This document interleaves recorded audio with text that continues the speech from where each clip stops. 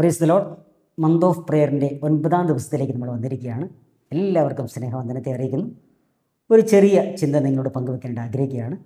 ഇന്നത്തെ ചിന്തയ്ക്ക് വേണ്ടി നമ്മൾ എടുത്തിരിക്കുന്നത് പത്രോസ് എഴുതിയ 1-ാം ലേഖനം 5-ാം അധ്യായം അതിൻ്റെ 7-ാം വാക്യമാണ്.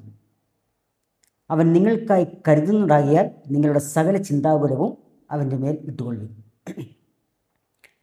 ഇത് പത്രോസ് എഴുതിയ 1-ാമത്തെ ലേഖനമാണ്.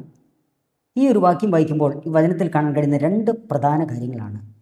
അവൻ നിങ്ങൾക്കായി കരുതുന്നതാകിയാൽ നിങ്ങളുടെ സകല ചിന്താകുലവും അവൻ്റെ മേൽ ഇട്ടുകൊള്ളും.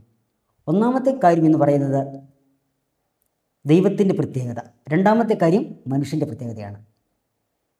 ദൈവത്തിൻ്റെ പ്രത്യേകത എന്ന് പറയുന്നത് തൻ്റെ മക്കളായ മനുഷ്യർക്ക് വേണ്ടി കരുതുന്ന ഒരു ദൈവമാണ്.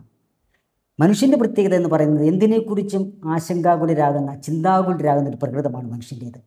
ഈ ഒരു വാക്യത്തിൽ ഈ 2 കാര്യങ്ങൾ നമുക്ക് മനസ്സിലാക്കാൻ കഴിയുന്നു.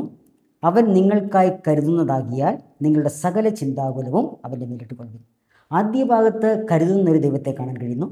2-ാമത്തെ ഭാഗം എന്ന് പറയുന്നത് ചിന്താകുലനായ മനുഷ്യനെ കാണാൻ കഴിയുന്നു. എന്നാൽ ആകെ വായിക്കുമ്പോൾ നമുക്ക് മനസ്സിലാക്കാൻ കഴിയുന്ന കാര്യം ഇതാണ്: നമുക്ക് വേണ്ടി കരുതുന്ന ഒരു ദൈവം ഉള്ളതുകൊണ്ട് നമ്മുടെ ആകുല ചിന്തകൾ മുഴുവൻ അവിടേക്കിടുക. ഈ വചനം എഴുതിയത് പത്രോസാണ്. എന്തുകൊണ്ടായിരിക്കാം പത്രോസ് ഇങ്ങനെ എഴുതിയത്? തൻ്റെ ജീവിതാനുഭവങ്ങൾ നടത്തിയെടുത്ത വചനങ്ങളാണ് ഇവിടെ പത്രോസ് കുറിച്ചിരിക്കുന്നത്. നമുക്കറിയാം, പത്രോസിൻ്റെ ജീവിതത്തിൽ വലിയൊരു ശൂന്യതയുടെ അനുഭവം ഉണ്ടായി. എന്നാൽ ആ സാഹചര്യത്തിൽ യേശു കർത്താവിൻ്റെ നടത്തിയ വിധങ്ങൾ പത്രോസിൻ്റെ മനസ്സിലേക്ക് കടന്നു വന്നിരിക്കാം. അതിലേക്ക് നമ്മൾ പോവുകയാണ്.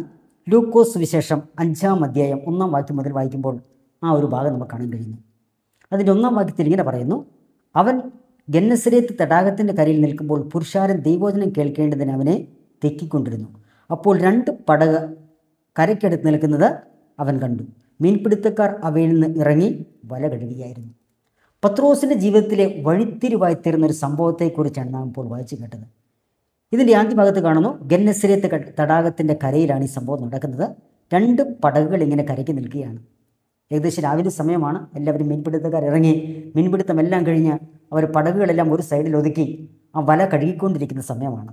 എല്ലാത്തിൻ്റെയും ഒരു അവസാനം എന്ന് വേണമെങ്കിൽ പറയാം. അവരുടെ ജോലിയുടെ ഒരു അവസാനം, ആ രാത്രി മുഴുവൻ അധ്വാനിച്ചതിൻ്റെ അവസാന സമയങ്ങളിലേക്ക് എത്തി നിൽക്കുകയാണ്. എല്ലാവരും പടകുകളും ഒതുക്കി വലയെല്ലാം കഴുകിക്കൊണ്ടിരിക്കുകയാണ്.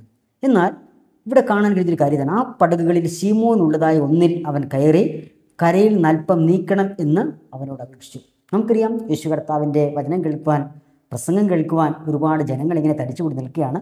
എന്നാൽ യേശു കർത്താവ് ഈ ഒരു കോണ്ടക്സ്റ്റിൽ തിരഞ്ഞെടുത്തത് ആ ഒരു ഗന്നസരേത്ത് തടാകത്തിൻ്റെ കരയിലാണ്. ഈ 2 പടകളിൽ ഒന്ന് ശൂന്യമാണ്, ഒന്നിൽ പത്രോസ് ഇരിപ്പുണ്ട്. യേശു കർത്താവ് പത്രോസ് ഉള്ളത് ആ പടകിലേക്ക് കയറി വന്നു. പ്രിയരെ, നമ്മുടെയും ജീവിതത്തിൽ കർത്താവ് നമ്മുടെ ജീവിതത്തിലേക്ക് കടന്നു വരുന്നെങ്കിൽ നമ്മുടെ ജീവിതത്തിൽ അത്ഭുതം നമുക്ക് പ്രതീക്ഷിക്കാം. യേശു കർത്താവ് നമ്മുടെ കൂടെ ഉണ്ടെങ്കിൽ നമുക്കെപ്പോഴും ഒരു അത്ഭുതം പ്രതീക്ഷിക്കാൻ കഴിയും. ഇവിടെ നോക്കുക, ഈ 2 പടകിൽ ശീമോൻ ഉള്ളതായി ഒന്നിൽ യേശു കർത്താവ് കയറി. അതിനുശേഷം അവൻ പുരുഷാരത്തെ ഉപദേശിച്ചായിട്ട് കാണാൻ കഴിയുന്നു. യേശു കർത്താവ് പുരുഷാരത്തോട് വചനമെല്ലാം പറഞ്ഞുകൊണ്ടിരിക്കുകയാണ്. എന്നാൽ ഇതേ സമയം തന്നെ ആ പടകിൽ യേശുവിൻ്റെ തൊട്ടടുത്ത് തന്നെ മറ്റൊരു വ്യക്തി ഇരിപ്പുണ്ട്. അത് മറ്റാരുമല്ല, പത്രോസ്. എന്നാൽ ഈ വചനം വായിക്കുമ്പോൾ നമുക്ക് കാണാൻ കഴിയുന്ന ഒരു കാര്യം ഇതാണ്: പത്രോസിന് ഈ വചനങ്ങൾ കേൾക്കാനോ തൻ്റെ ജീവിതത്തിലേക്ക് അത് ഉൾക്കൊള്ളുവാനോ അല്ലെങ്കിൽ മനസ്സിലാക്കുവാനോ കഴിയാത്തൊരു സാഹചര്യത്തിലാണ് പത്രോസ് അവിടെ ആയിരിക്കുന്നത്. തൊട്ടടുത്ത ഭാഗം വായിക്കുമ്പോൾ നമുക്ക് വ്യക്തമായിട്ട് മനസ്സിലാക്കാൻ കഴിയുന്നു. കാരണം യേശു ഇങ്ങനെ പറയുന്നു: സംസാരിച്ച് തീർന്നപ്പോൾ അവൻ ശീമോനോട് ആഴത്തിലേക്ക് നീക്കി മീൻപിടുത്തത്തിന് വലയിറക്കുവിൻ. യേശു കർത്താവ് ഈ വചനം സംസാരിച്ചു, പുരുഷാരത്തോട് സംസാരിച്ച ശേഷമായി ഉടനെ തന്നെ പത്രോസിനോട് പറയുകയാണ്, ആഴത്തിലേക്ക് നീക്കി മീൻപിടുത്തത്തിന് വലയിറക്കുവിൻ. ഇവിടെ പത്രോസിനോടൊരു സംഭാഷണവും യേശു കർത്താവ് നടത്തിയിട്ടില്ല. പക്ഷെ എന്തുകൊണ്ടായിരിക്കാം യേശു ഇങ്ങനെ പറഞ്ഞത്? യേശു വചനം പുരുഷാരത്തോട് സംസാരിക്കുമ്പോഴും ഈ പത്രോസിൻ്റെ ഉള്ളത്തെ അറിഞ്ഞവനാണ് യേശു കർത്താവ്. പ്രിയരെ, ഇന്ന് ഞാൻ നിങ്ങളോട് പറയട്ടെ, പലപ്പോഴും നമ്മുടെയൊക്കെ ജീവിതത്തിൽ ചില കാര്യങ്ങൾ നമ്മൾ ചിന്തിക്കും, കർത്താവേ, എന്നെ അറിയാൻ ആരുമില്ലല്ലോ, എൻ്റെ അവസ്ഥ മനസ്സിലാക്കാൻ ആരുമില്ലല്ലോ എന്ന് നമ്മൾ പക്ഷേ ചിന്തിക്കും. നമ്മുടെ ഏറ്റവും പ്രിയപ്പെട്ടവരോ അല്ലെങ്കിൽ നമ്മളെ അറിയേണ്ട പലരും അറിയാതിരിക്കുന്നല്ലോ ചിന്തിക്കും. പക്ഷെ ഒരു കാര്യം ഓർക്കുക, ഏതവസ്ഥയിലും നമ്മുടെ ഹൃദയത്തിലെ അവസ്ഥ അറിയുന്ന ഒരു കർത്താവുണ്ട്. ഇവിടെ നോക്കുക, ശീമോനോട് പറയുകയാണ്, ആഴത്തിലേക്ക് നീക്കി മീൻപിടുത്തത്തിന് വലയിറക്കുന്നു. അതിനുശേഷമാണ് പത്രോസ് എന്തായിരുന്നു ആ സംഭവം എന്ന് പോലും പറയുന്നത്. തൊട്ടടുത്ത് കാണുന്നു, അതിന് ശീമോൻ, നാഥാ, ഞങ്ങൾ രാത്രി മുഴുവനും അധ്വാനിച്ചിട്ടും ഒന്നും കിട്ടിയില്ല. ഒന്ന് ഓർത്ത് നോക്കുക. അപ്പോൾ തലേരാത്രി ആ അധ്വാനമെല്ലാം ചെയ്തുവെങ്കിലും ഒരു ചെറുമീൻ പോലും പത്രോസിന് കിട്ടിയില്ല. ആ ഒരു ക്ഷീണത്തിലും അതിന് നിരാശയിലും വൈഷമ്യത്തിലുമാണ് പത്രോസ് ഇവിടെ പടകിലായിരിക്കുന്നത്. അതുകൊണ്ടായിരിക്കാം യേശു കർത്താവ് പുരുഷാരത്തോട് സംസാരിച്ചപ്പോൾ ഇത് ഉൾക്കൊള്ളുവാനോ കേൾക്കുവാനോ കഴിയാതെ പത്രോസിൻ്റെ മനസ്സ് നിരാശയോടായിരിക്കുന്നത്. എന്നാൽ ഇതറിഞ്ഞുകൊണ്ടാണ് കർത്താവ് പറയുന്ന ആഴത്തിലേക്ക് നീക്കി മീൻപിടുത്തത്തിന് വലയിറക്കുകയും. ഉടനെ പത്രോസ് പറയും, ഞങ്ങൾ രാത്രി മുഴുവൻ അധ്വാനിച്ചു. പ്രിയരെ, പലപ്പോഴും ചിന്തിച്ചു നോക്കുക, നമ്മുടെ ജീവിതത്തിൽ എത്രയോ തവണ നമ്മൾ അധ്വാനിച്ചിട്ടും റിസൾട്ട് കിട്ടാത്തതായ അനുഭവങ്ങൾ ഉണ്ടായിട്ടുണ്ടാവാം. എത്രയോ പണം നമുക്ക് നഷ്ടമായിട്ടുണ്ടാവാം. എത്രയോ കാര്യങ്ങൾ ചെയ്തിട്ടും ഒന്നൊരു പ്രയോജനകരമാകുന്നില്ലല്ലോ, ഒരു ഫലപ്രാപ്തിയിലേക്ക് എത്തുന്നില്ലല്ലോ എന്നൊരു പക്ഷേ നിങ്ങളുടെ ഉള്ളിലും ചിന്ത കടന്നു വന്നേക്കാം. പക്ഷെ ഒരു കാര്യം ഓർക്കുക, അതെല്ലാം നന്മയ്ക്കാക്കി തീർക്കുവാൻ കഴിയുന്നൊരു കർത്താവുണ്ട്. ഇവിടെ നോക്കുക, യേശു കർത്താവ് പറഞ്ഞ ആഴത്തിലേക്ക് നീക്കി മീൻപിടുത്തത്തിന് വലയിറക്കുവിൻ. ഇവിടെ ശിമോൻ പറഞ്ഞ കാര്യം ഇതാണ്. താൻ അധ്വാനിച്ചതിനെക്കുറിച്ചും ആ ഒരു കാര്യങ്ങളെക്കുറിച്ചെല്ലാം ശിമോൻ പറയുകയാണ്. കടലിനെ സംബന്ധിച്ചിടത്തോളം അതിൻ്റെ ഏറ്റവും ഇസഡ് കാര്യങ്ങൾ പത്രോസിനറിയാം. എവിടെ വല വീശിയാൽ മീൻ കിട്ടും, ഏത് സമയത്ത് വീശണം, ഇതെല്ലാം വളരെ കൃത്യമായിട്ട് അറിയുന്നൊരു വ്യക്തിയാണ് പത്രോസ്. പത്രോസിവിടെ പറയുകയാണ്, ഈ കഴിഞ്ഞ രാത്രിയിൽ എൻ്റെ അധ്വാനം എല്ലാം വൃഥാവായി, എൻ്റെ എക്സ്പീരിയൻസ് മുഴുവൻ നഷ്ടമായി, ഞാൻ ചെയ്തത് നേടാൻ കഴിയുമെന്ന് ചിന്തിച്ചതെല്ലാം എനിക്ക് നഷ്ടമായി. എങ്കിലും പത്രോസ് പറഞ്ഞൊരു വാക്കാണ് ഏറ്റവും ശ്രേഷ്ഠം. എങ്കിലും നിൻ്റെ വാക്കിന് ഞാൻ വല ഇറക്കാമെന്ന് ഉത്തരം പറഞ്ഞു. പ്രിയരെ, പലപ്പോഴും നമ്മൾ ചെയ്യുന്ന പല കാര്യങ്ങളും പരാജയപ്പെടുമ്പോൾ, നമ്മുടേത് ചിന്തിക്കുന്ന പലതും മുന്നോട്ട് പോകാൻ കഴിയാതിരിക്കുമ്പോൾ യേശു കർത്താവിൻ്റെ വാക്കിന് ഒന്ന് വില കൊടുക്കാൻ തയ്യാറാകുമെങ്കിൽ, അതിനനുസരിച്ച് നമ്മുടെ ചുവടുകൾ വയ്ക്കാൻ തയ്യാറാകുമെങ്കിൽ നമുക്ക് വേണ്ടി അത്ഭുതം പ്രവർത്തിക്കുന്ന ഒരു കർത്താവുണ്ട്. ഇവിടെ നോക്കുക, എങ്കിലും നിൻ്റെ വാക്കിന് ഞാൻ വലയിറക്കാം. യേശു കർത്താവിൻ്റെ വാക്കിന് ആരെല്ലാം ചെവി കൊടുത്തിട്ടുണ്ടോ, ആരെല്ലാം അതിനനുസരിച്ച് പ്രവർത്തിച്ചിട്ടുണ്ടോ, അവരുടെ എല്ലാം ജീവിതത്തിൽ അത്ഭുതങ്ങൾ കാണാൻ കഴിഞ്ഞിട്ടുണ്ട്. നമുക്കറിയാം, പലപ്പോഴും യേശു കർത്താവ് പലരും സൗഖ്യമാക്കിയത് വ്യത്യസ്തമായ രീതികളിലാണ്. ഓരോരുത്തരോടും പലതും പറയുമ്പോൾ അവരത് ചെയ്യാൻ തയ്യാറായിട്ടുണ്ടെങ്കിൽ തീർച്ചയായും ഒരു അത്ഭുതം അവരുടെ ജീവിതത്തിൽ നടന്നിട്ടുണ്ട്. കാനാവിലെ കല്യാണത്തിന് യേശു പറഞ്ഞ എന്താണ്? ആ കൽപ്പാത്രങ്ങളിൽ മുഴുവൻ വെള്ളം നിറയ്ക്കുക. നമുക്കറിയാം, യേശു പറഞ്ഞതുപോലെ അവർ ചെയ്തു. വലിയൊരു അത്ഭുതം നടന്നു. യേശുവിൻ്റെ അടയാളങ്ങളുടെ അത്ഭുതങ്ങളിൽ ആരംഭമായി ചെയ്തൊരു കാര്യമാണ്. എന്നാൽ ഇവിടെ നോക്കുക, വീണ്ടും ഇത് യേശു കർത്താവ് പത്രോസിന് പറയാൻ ആഴത്തിലേക്ക് നീക്കി മീൻപിടുത്തത്തിന് വലയിറക്കുന്നു. പത്രോസ് അത് ചെയ്യാൻ തയ്യാറായപ്പോൾ എന്ത് സംഭവിച്ചു? നമുക്കവിടെ കാണുന്നു. അവർ അങ്ങനെ ചെയ്തപ്പോൾ പെരുത്ത മീൻകൂട്ടം അകപ്പെട്ട് വല കീറാറായി. അവർ മറ്റേ പടകിലുള്ള കൂട്ടാളികളൊന്ന് സഹായിക്കുവാൻ അവരെ മാടി പിടിച്ചു. നോക്കുക, പത്രോസിന് വേണമെങ്കിൽ യേശു കർത്താവിനോട് പറയാം, കർത്താവേ, എനിക്ക് കടലിനെക്കുറിച്ച് വളരെ നന്നായിട്ട് അറിയാം. ഇന്നലെ രാത്രി മുഴുവൻ ഞാനിവിടെ അധ്വാനിച്ചതാണ്, ഇവിടെ ഒരു ചെറു മീൻ പോലുമില്ല. പത്രോസിന് ഒഴിവ് കഴിവുകൾ വേണമെങ്കിൽ പറയാം. പക്ഷേ നോക്കുക, പത്രോസ് പറഞ്ഞ എന്താണ്? അങ്ങയുടെ വാക്കിന് ഞാൻ വലയിറക്കാം. പ്രിയരെ, പലപ്പോഴും നമ്മുടെ പല ഹാർഡ് വർക്കുകളും നാം ചെയ്ത പല കാര്യങ്ങളും പരാജയത്തിലേക്ക് കടന്നു പോകുമ്പോൾ, ഇനി മുന്നോട്ട് പോകാൻ കഴിയില്ല എന്ന് നിരാശയുടെ പടുകുഴിയിൽ നമ്മൾ നിവേദിച്ചിരിക്കുമ്പോൾ കർത്താവിൻ്റെ വാക്കിനത് കാർന്നോർക്കാൻ കഴിയുമോ? നമ്മുടെ ജീവിതത്തിൽ വലിയൊരു അത്ഭുതം സംഭവിക്കാൻ പോവുകയാണ്. ഇവിടെ നോക്കുക, വലിയൊരു മീൻകൂട്ടം അകപ്പെട്ട് വല കീറാറായി. അവർ മറ്റേ പടകിലുള്ള കൂട്ടാളികൾ വന്ന് സഹായിക്കുവാൻ അവരെ മാടി വിളിച്ചു. അവർ വന്ന് പടക് രണ്ടും മുങ്ങുമാറാകുവോളം നിറച്ചു. നമുക്ക് ആ രാവിലെ സമയത്തേക്കൊന്ന് പോകാം. നോക്കുക, എല്ലാവരും അവർക്ക് കിട്ടിയ മീനുമായി പോകാൻ തയ്യാറെടുക്കുമ്പോൾ, അവരവരുടെ വലകൾ ശരിയാക്കി വയ്ക്കുമ്പോൾ ഒരു ചെറുമീൻ പോലും കിട്ടാതെ പത്രോസ് അവിടെ നിരാശനായിരിക്കുകയാണ്. അവൻ ഒരുപക്ഷെ ചിന്തിച്ചിട്ടുണ്ടാവാം, ദൈവം എന്തുകൊണ്ടാണ് എൻ്റെ മാത്രം ജീവിതത്തിൽ ഇങ്ങനെ സംഭവിച്ചത്? മറ്റുള്ളവരെ നോക്കി ഒരുപക്ഷെ താരതമ്യം ചെയ്തിരിക്കാം. അവർക്ക് അത്യാവശ്യം മീൻ കിട്ടിയല്ലോ, പക്ഷെ എനിക്കൊന്നുപോലും കിട്ടിയില്ല. പലപ്പോഴും നമ്മുടെ എല്ലാം ജീവിതത്തിൽ ഇതുപോലുള്ള സാഹചര്യങ്ങൾ കടന്നു വന്നേക്കാം. മറ്റു പലരെ നോക്കി നമ്മൾ പറഞ്ഞേക്കാം, അവരുടെ അധ്വാനത്തിനനുസരിച്ച് അവർക്ക് കിട്ടിയല്ലോ, പക്ഷെ എനിക്ക് ഒന്നും ലഭിച്ചില്ലല്ലോ. പക്ഷെ ഇവിടെ സംഭവിച്ചെന്താണ്? പലരും അവനെ നിസ്സഹായത നോക്കിയിരിക്കാം, പലരും ഒരുപക്ഷെ പത്രോസിനെ കളിയാക്കിയിരിക്കാം. പക്ഷേ അതിൻ്റെ നടുവിൽ ചില നിമിഷങ്ങൾ കഴിഞ്ഞപ്പോൾ യേശു കർത്താവിന് വാക്കിനവൻ ചെവി കൊടുക്കാൻ തയ്യാറായപ്പോൾ നോക്കുക, അതുവരെ കളിയാക്കിയിരുവരും സഹതാപത്തോടെ നോക്കിയവരും ഒരുപക്ഷെ പുച്ഛിച്ചിരുന്നവരുമായിരിക്കാം. അവരിപ്പോൾ ശീമോൻ്റെ പടകിനടുത്തേക്ക് വരികയാണ്. നോക്കുക, അവൻ്റെ അത്ഭുതത്തിന് സാക്ഷ്യം വഹിക്കുവാൻ അവരും കൂടെ എത്തിയിരിക്കുകയാണ്. പ്രിയരെ, പലപ്പോഴും നമ്മുടെ ജീവിതത്തിൽ ഒരുപക്ഷെ നമ്മെ കളിയാക്കുന്നവരുണ്ടാവാം, നമ്മുടെ അവസ്ഥകൾ സഹതപിക്കുന്നവരുണ്ടാവാം, ആരുമാകട്ടെ. പക്ഷെ അവരുടെ മധ്യത്തിൽ നമ്മെ മാനിക്കുന്ന ഒരു കർത്താവുണ്ട്. ഇവർ നോക്കുക, അവർ വന്ന് 2 പടകും മുങ്ങുമാറാകുവോളം നിറച്ചു. ഉടൻ തന്നെ ശിമോൻ പത്രോസ് പറയുന്നൊരു കാര്യം ഇങ്ങനെയാണ്. അത് കണ്ടിട്ട് യേശുവിൻ്റെ കാൽക്കൽ വീണ്, കർത്താവേ, ഞാൻ പാവിയൊരു മനുഷ്യനാകൊണ്ട് എന്നെ വിട്ടു പോകണമേ.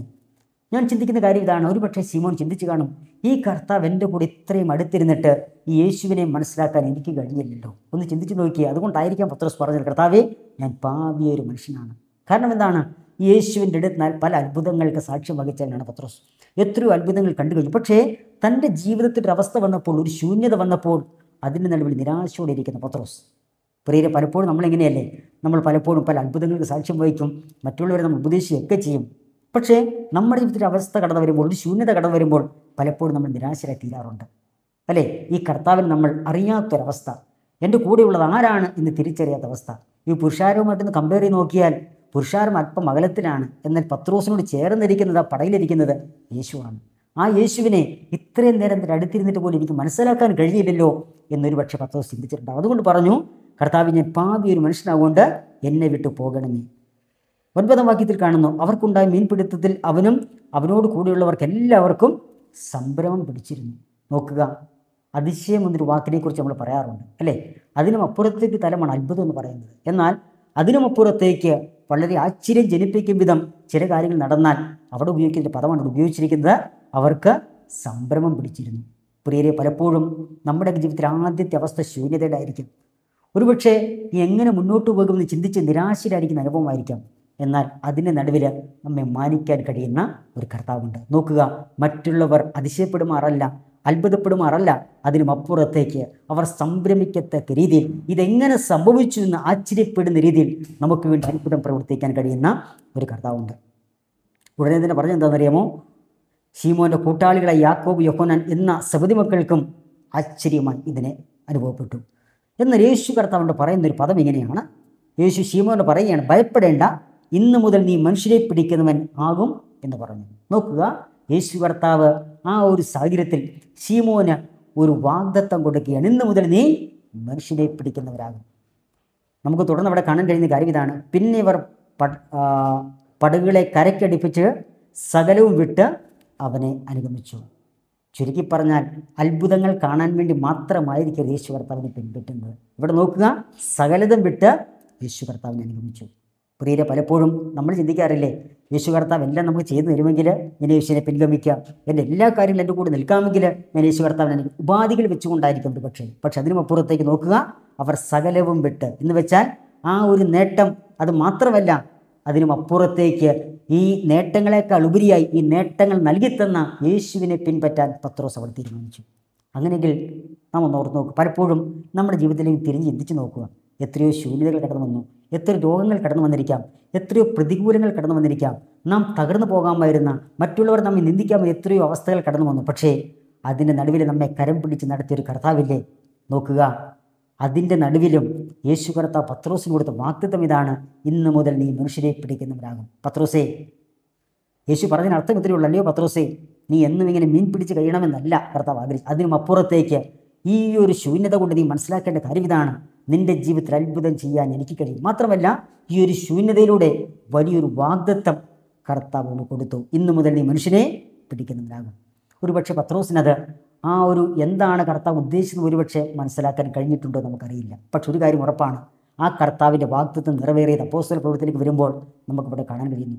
യേശു കർത്താവിൻ്റെ സ്വർഗ്ഗാരോഹണത്തിന് ശേഷമായി പത്രോസും അവരെല്ലാവരും കൂടിയിരിക്കുന്ന സമയം, ആ മാളികമുറിയിൽ കൂടിയിരിക്കുമ്പോൾ പത്രോസിൻ്റെ മുക്കുവനായ പത്രോസിൻ്റെ, അല്ലെങ്കിൽ നിരക്ഷരൻ എന്ന് വേണമെങ്കിൽ പറയാം, പത്രോസിൻ്റെ ഒരൊറ്റ പ്രസംഗത്തിലൂടെ അനേകർ കർത്താവിനെ അറിവാനിടയത്തീർന്നു, അനേകർ കർത്താവിലേക്ക് വരുവാനിടയത്തീർന്നു. അങ്ങനെയെങ്കിൽ പ്രിയരെ, പലപ്പോഴും നമ്മുടെയൊക്കെ ജീവിതത്തിലെ ചില കുറവുവശങ്ങൾ, ചില ശൂന്യതകൾ, അതിൻ്റെ നടുവിൽ കർത്താവ് നമുക്ക് അത്ഭുതം ചെയ്യാൻ കഴിയും. പക്ഷേ ആ ഒരു അത്ഭുതം കൊണ്ട് തീരുവാനല്ല, അതിനുമപ്പുറത്തേക്ക് ഇനിയും എൻ്റെ ജീവിതത്തിൽ ചില വാഗ്ദത്തങ്ങൾ പൂർത്തീകരിച്ചെടുപ്പാൻ എൻ്റെ കർത്താവിന് കഴിയുമെന്ന് ഉറച്ച് വിശ്വസിക്കാൻ നമുക്ക് കഴിയണം. ഇവിടെ നോക്കുക, ഈ ഒരു അനുഭവം പത്രോസിൻ്റെ ജീവിതത്തെ മാറ്റിമറിച്ചു. തുടർന്ന് ചില കാലങ്ങൾ കഴിഞ്ഞപ്പോൾ പത്രോസ് ലേഖനം എഴുതിയപ്പോൾ എഴുതുകയാണ്, അവൻ നിങ്ങൾക്കായി കരുതുന്നതാകിയാൽ നിങ്ങൾ സകല ചിന്താകുലവും അവൻ്റെ മേലിട്ടുകൊള്ളുകയും. പത്രോസിന് വളരെ വ്യക്തമായിട്ട് പറയാൻ കഴിയും, ആധികാരികതയോടെ പറയാൻ കഴിയും, എൻ്റെ ജീവിതത്തിൻ്റെ കുറവുകളുടെ സമയത്ത്, ശൂന്യതയുടെ സമയത്ത്, മറ്റുള്ളവർ എന്നെ പരിഹരിച്ച സമയത്ത് എനിക്ക് തുണയായി നിന്നത്, എനിക്ക് അത്ഭുതം പ്രവർത്തിച്ചത്, എൻ്റെ ജീവിതത്തിൽ വാഗ്ദത്തം നൽകിയ ഒരു യേശു കർത്താവുണ്ട്. അതുകൊണ്ട് എനിക്ക് ആധികാരികതയോടെ പറയാൻ കഴിയും, നമുക്ക് വേണ്ടി കരുതുന്ന ഒരു കർത്താവുണ്ട്. അതുകൊണ്ടാണ് ഇവിടെ പറയുന്നത്, അവൻ നിങ്ങൾക്കായി കരുതാകിയാൽ നിങ്ങൾ സകല ചിന്താകുലവും അവൻ്റെ മേൽ ഇട്ടുകൊള്ളുകയും. അതിൻ്റെ തൊട്ട് മുൻപിലെ വാക്കിങ്ങനെ ചേർത്ത് പറയുന്നു, അതുകൊണ്ട് അവൻ തക്ക സമയത്ത് നിങ്ങളെ ഉയർത്തുവാൻ ദൈവത്തിൻ്റെ ബലമുള്ള കൈക്കീഴെ താണിരിപ്പിൻ. പ്രിയരെ, പലപ്പോഴും ശൂന്യതകൾ കടന്നു വന്നേക്കാം, പ്രതിസന്ധിയിൽ കടന്നു വന്നേക്കാം, കഷ്ടതകൾ കടന്നു വന്നേക്കാം. ദൈവമേ, എന്തുകൊണ്ടാണ് എൻ്റെ ജീവിതത്തിൽ ഇങ്ങനെ സംഭവിക്കുന്ന ചോദ്യചിഹ്നങ്ങൾ കടന്നു വന്നേക്കാം. പക്ഷേ ആദ്യ വാക്യം പറഞ്ഞ പോലെ ഇങ്ങനെ പറയുന്നു, നമുക്ക് പറയാൻ കഴിയണം, തക്ക സമയം നമ്മൾ ഉയർത്തുന്ന ഒരു ദൈവമുണ്ട്. അതുകൊണ്ട് ആ ദൈവത്തിൻ്റെ കരങ്ങളിൽ താണിരിക്കുവാൻ, ആ ദൈവത്തിൽ ആശ്രയിക്കുവാൻ, നമുക്ക് വേണ്ടി എപ്പോഴും പ്രവർത്തിക്കുവാൻ ശക്തനായ ആ ദൈവത്തിൽ ആശ്രയിക്കുവാൻ ദൈവം നമ്മെ ഒരിക്കലും സഹായിക്കട്ടെ എന്ന് പറഞ്ഞുകൊണ്ട് വാക്കുകൾ ചുരുക്കുന്നു. ഈ വചനങ്ങളുടെ ദൈവം നമ്മെ അനുഗ്രഹിക്കുമാറാകട്ടെ.